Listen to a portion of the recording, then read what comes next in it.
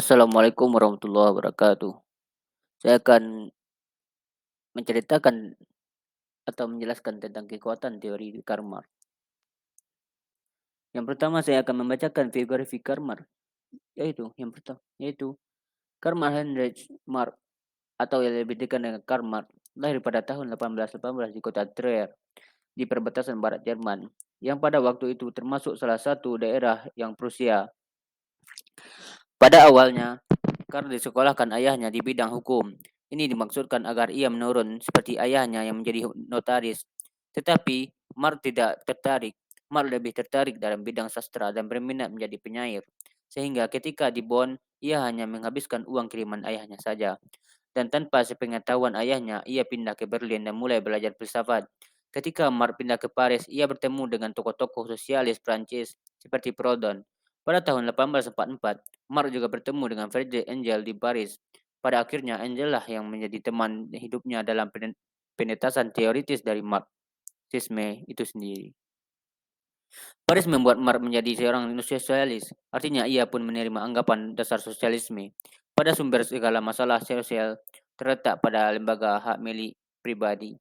Di Paris, untuk pertama kalinya, Marx bertemu dengan kaum buruh industri yang pada akhirnya membuat ia mencari jawaban tentang kesetaraan dan tentang keterasingan manusia dari yang hakikatnya menjadi makhluk sosial.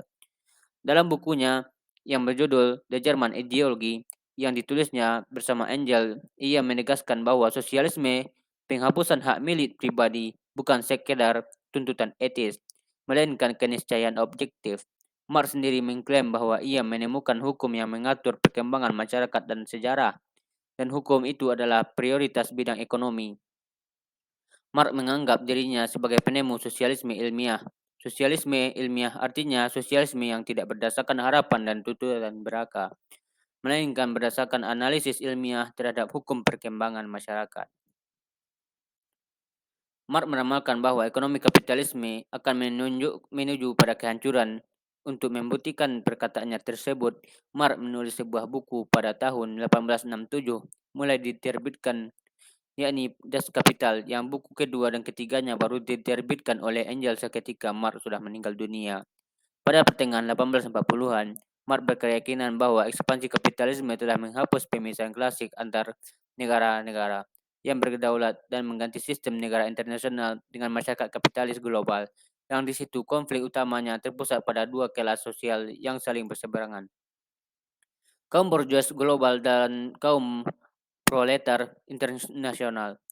Marxisme suatu kesimpulan bahwa revolusi politik akan menggulingkan tatanan kapitalis dan menciptakan sebuah masyarakat sosialis di mana prinsip-prinsip kebebasan dan kesetaraan yang selalu diserukan oleh ideologi kapitalis namun justru terhambat oleh struktur kapitalistik akan terwujud untuk meningkatkan derajat kehidupan umat manusia di seluruh dunia. Marx meninggal dunia pada tahun 1883, hanya 8 orang yang berdiri di sisi makamnya pada waktu itu. Pemikiran yang dikembangkan oleh Marx dan beserta rekannya Friedrich Engels adalah apa yang nantinya kita ketahui sebagai teori Marxisme yang membuka pemikiran secara garis besar tentang kesetaraan bagi kaum buruh dan memperbolehkan buruh untuk mampu mengerti tentang proses kompleks dari sosial, ekonomi, perjuangan kelas, dan serta politik. Sedangkan ada beberapa asumsi dasar dari Marxisme sendiri, yaitu yang pertama, human being materialism Marxist lebih fokus pada aspek materialis. Materi adalah segalanya. Yang kedua, kapitalisme menjadi masyarakat menjadi dua kelas. Kelas pertama adalah kaum kapitalis yang memiliki perindustrian dan pabrik. Dan kedua, kaum proletariat yang mendapat upah dengan kerja keras mereka.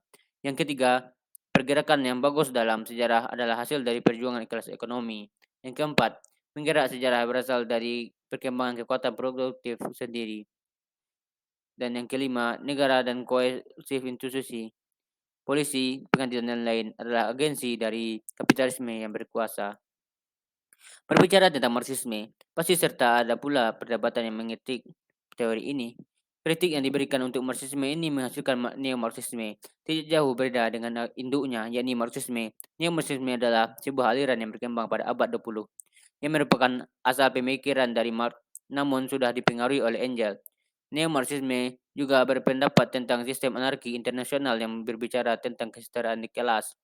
Neo-Marxisme menyatakan tidak terlalu sependapat dengan adanya sistem anarki internasional.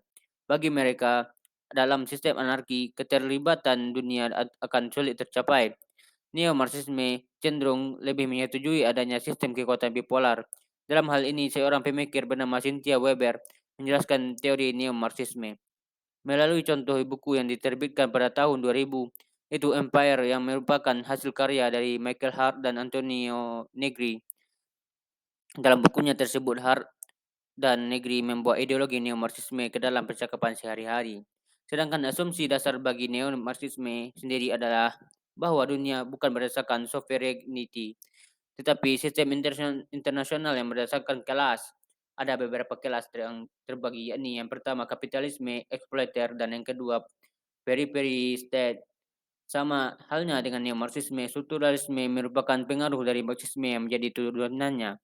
Strukturalisme juga memiliki asumsi dasar yang tidak beda jauh beda. Yang pertama, sifat hubungan internasional mendalam dibentuk oleh struktur kapitalis ekonomi dunia. Yang kedua, politik internasional dibentuk oleh atau bahkan ditentukan oleh faktor ekonomi. Dan yang ketiga, faktor utama adalah negara multinasional dan transnasional korporasi dan serta transnasional kelas sosial. Dari pemaparan yang telah saya bacakan tadi, penulis menyimpulkan bahwa keberadaan dan pemikiran Karl Marx dan Friedrich Engels yaitu Marxisme memiliki peran besar dalam hubungan internasional, terutama dalam bidang ekonomi. Marxisme mengajarkan kita tentang kesetaraan bagi kaum proletar. Memang bagi beberapa orang ideologi ini adalah ideologi yang utopis, tapi tidak demikian bagi penulis. Bagi penulis sendiri, ideologi ini dapat diterapkan dalam sistem kenegaraan. Memang pada dasarnya susah, namun penulis sendiri berpendapat bahwa Marxisme dapat dijalankan jika dan hanya jika kaum borjuis memiliki sifat sosial dan belas kasih tinggi, serta sifat kesederhanaan dan juga rasa untuk tidak serakah terhadap kekuasaan. Moses menunjukkan kita pada jalan untuk membunuh kapitalis yang mungkin tiada matinya. Namun penulis berpikir dua kali, jika kaum Marxis sendiri memburu kaum kapitalis hingga kapitalisme akan musnah, maka Marxisme tidak akan berguna lagi untuk tatanan sistem kenegaraan. Bagi penulis, kaum Marxis juga bukan merupakan solusi jika masih memiliki asumsi untuk memusnahkan kapitalisme, tetapi akan lebih berguna secara berkepanjangan jika asumsinya dirubah menjadi mengurangi sehingga keduanya menjadi yin dan yang atau seimbang bagi tatanan sistem dunia internasional. Sekian, Assalamualaikum warahmatullahi wabarakatuh.